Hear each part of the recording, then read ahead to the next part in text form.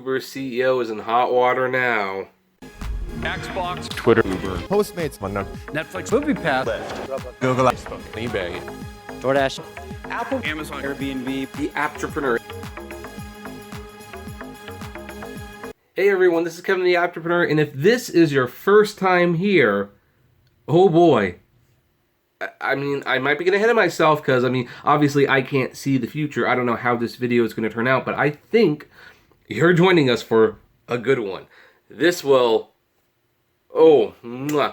bless you for this being your first video. But if it is your first video and you happen to really like this video, if it is as good as I suspect it is going to be, please consider subscribing to that button below, ringing that bell for notifications. We post videos almost every day. However, it's still nice to be notified. And if you are a subscriber, considering that bell, I hear YouTube's been unsubscribing people. It's really weird. By the way, despite how confident I'm feeling about this video, sorry about the slur, dental surgery. I think I'm going to use that excuse for another couple days or so. But anyway, so before we talk about today's video, let me say something. I sometimes miss Travis Kalanick.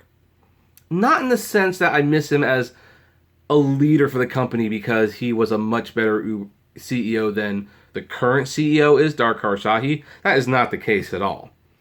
I miss Travis Kalanick because he was a clown. Like my buddy Mark says, he was a clown. He said stupid things. He had weekly gaffes. It was so easy to make videos where you made fun of what he said. It was almost amazing how dumb he was sometimes. Dara, in many ways, is just as bad as Travis, but he's more professional. He's buttoned up. He knows how to walk the walk, talk the talk. He makes bad choices, but they're not as much fun to talk about because he does it in a professional manner. But once in a while, even the greats, the calculated, the dressed up, the smooth, have what we like to call an oopsie. Uber CEO. Mistakes happen, like when a government murders a journalist or your autonomous cars kill someone. Oopsies. Okay, this doesn't say the whole story. So let's start at the beginning. Axios. Axios is an American news and information website founded in 2016 by former Politico staffers Dim Van de Heij, Mike Allen, and Roy Schwartz. It officially launched in 2017. The site's name is based on Greek meaning worthy, and the content is designed to live on digital platforms such as Facebook and Snapchat, as well as its own website. And the company's aim is to be a mix between The Economist and Twitter. I have no idea what that means because Twitter is so toxic, even though I'm technically a shareholder, so, But anyway, Axios is on HBO. And they decided recently to interview one Dara Khosrowshahi on their channel. And this 2-minute clip, which we are going to watch and we are going to react to, and then we are going to talk about. We are going to savor this one, folks. Heck, you know what? I'm just going to give it a like right now. Boop. It's liked. That'll also be like a sneak preview for people who follow me on my community settings. So let's look at this. This, it's amazing how far south this goes, how quickly. I want to ask you about Saudi Arabia. Last year, you chose not to go to the big Saudi Arabian government investment conference after the murder of Jamal Khashoggi. And you said that you wanted to wait for more facts to emerge. We're now at a point subsequent to that. The CIA has assessed that the Saudi government, including the Crown Prince, had a role in that murder. You also... Now, we should clarify really quick, for those of you who are not aware, Jamal Khashoggi, if I'm pronouncing that right, I'm sorry, was an American journalist, very critical of the Saudi government, was in Saudi Arabia, went to the embassy, I believe, something like that, and was murdered and chopped to pieces. And the CIA determined that the, royal family was involved in it and ordered it. It's created a lot of controversy. We're not going to get into it here. It's just, that's what you need to know for this to be in full context. So let's continue. Decided not to go this year. Did you not go this year because of the Khashoggi situation? We had a board meeting at the same time. Well, that's convenient, but you're the CEO. You probably could have rescheduled that. We scheduled board meetings years and years ahead. It wasn't... Would you, if you're board... Now, look at what happens here. This is why Dara is not as much fun sometimes to talk about, because see how he like smoothly tries to weasel out of it. Like, we had a board meeting, comedians like, well, you're the CEO, you can like reschedule. It's like we scheduled the meetings long in advance, which at this point, the interviewer, I like this interviewer. He's doing a very good job of like really pushing his thumb on Dara, the way Uber puts their thumb on us. And he won't let it go, and he gets Dara. And Dara right now has that look like, all right, I don't like where this is going, but okay, whatever. So let's continue. Board meeting had not been that day, would you have gone? I don't know if I would have. You also, Saudi Arabia is your fifth largest shareholder. You have the head of the Sovereign Wealth Fund on your board. Do you believe he should stand for re-election No, that's my opinion, but no, I don't think he should. to the board? I think he's been a very constructive board member, Yasser has. And I personally have valued his input greatly. I also value the money he puts in the company, obviously. It's up to him whether he wants to stand for re-election. But look, You can say no. That's not even the main problem. but from your opinion, he represents and works for a government which you believe had a role in the murder of a journalist who was a U.S. resident. Should that person be on the board of a U.S. company? I think that Now, also, I'm going to mention, pay attention to the camera work, how, like, the way it moves, it's like, I'm sure they've got multiple cameras right now, but they're definitely giving off the impression that this is tense, there's a back and forth, that they can't keep up with the conversation. It makes for great TV, if you will. government said that they made a mistake. Well, they made a mistake. I think somebody's dead. Listen, it's This is where it gets really bad, by the way. Like, if you weren't already kind of like, oh, this is uncomfortable, just wait, this is about to get super uncomfortable.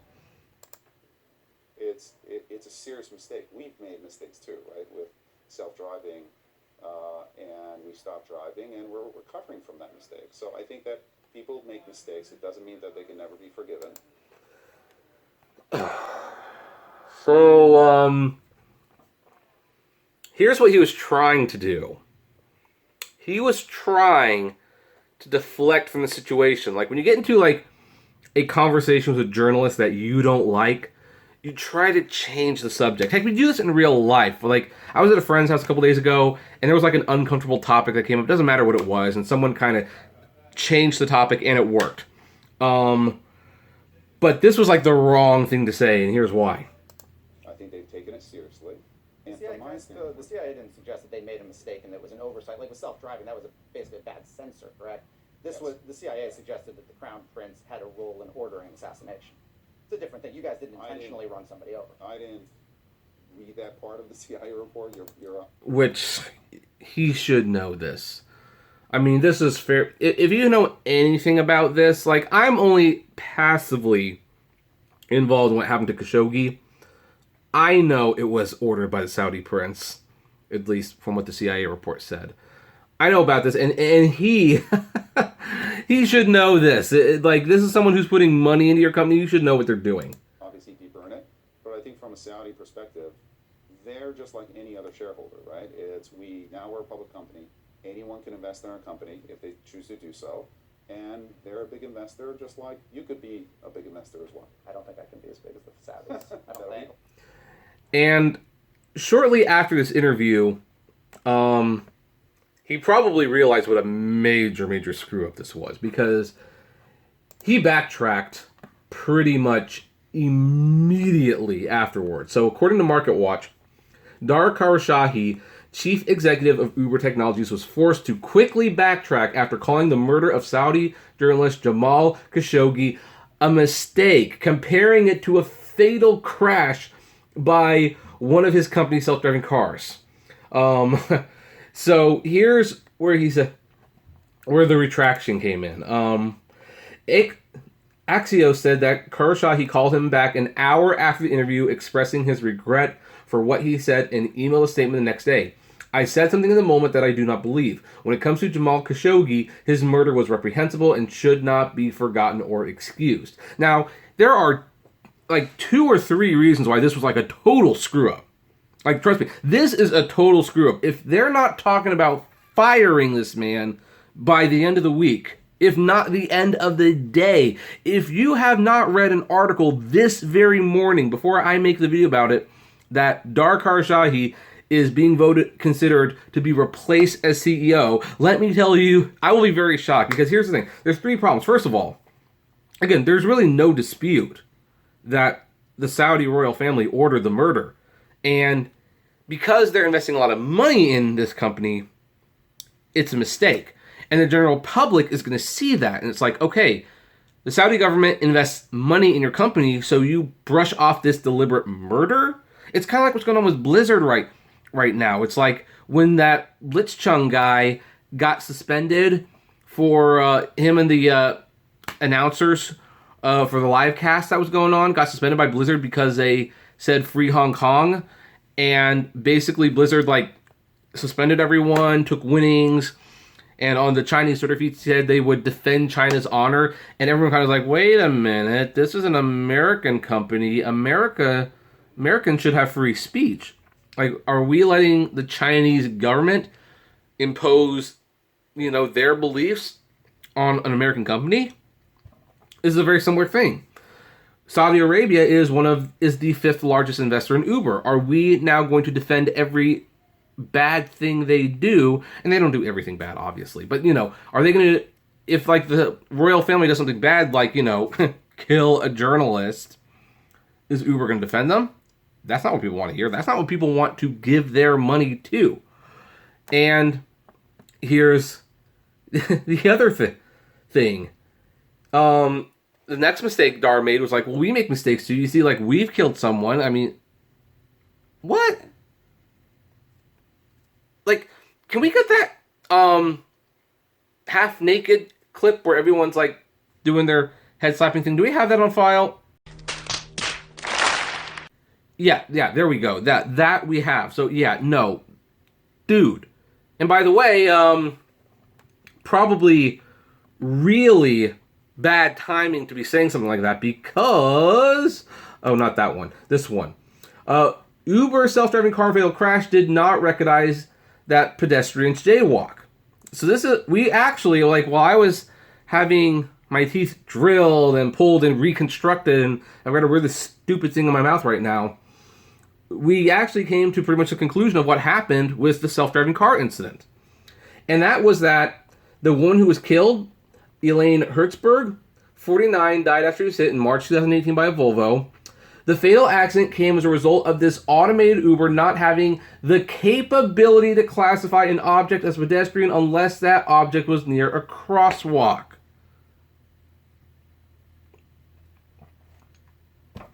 This was a design flaw. They didn't think about this when they programmed it. Because the car could not recognize Hertzberg as a pedestrian or person, instead alternating between classifications of vehicle, bicycle, and other, it could not correctly predict her path, and it concluded it needed to brake just 1.3 seconds before it struck her as she wheeled her bicycle across the street a little before 10 p.m. at night. Uber told the NTSB that it has since modified its programming to include jaywalkers among its recognized objects. Yeah, jaywalkers. A very, very common thing. You didn't think to program... wow. Could you have not said this at the worst time? This came a day or so after this was revealed.